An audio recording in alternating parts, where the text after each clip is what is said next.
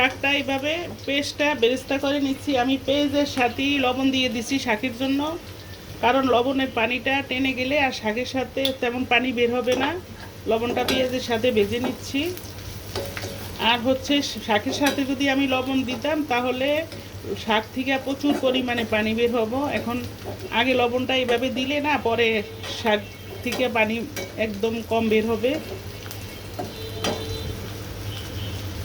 পেঁয়াজটা আমার বেরেস্তা করা হয়ে গিয়েছে, আমি এখন শাকগুলো দিয়ে দিচ্ছি।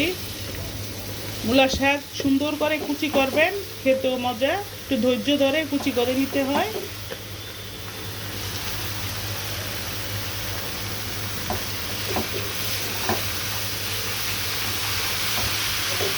এবার আমি একটু নেড়ে চেড়ে দিচ্ছি যাতে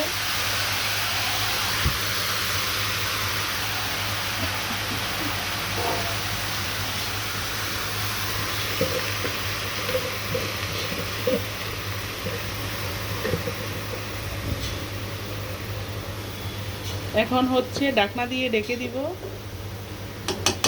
কিছুক্ষণের জন্য। আমি তো লবণ মরিচ পেঁয়াজ সব কিছু দিয়ে দিচ্ছি।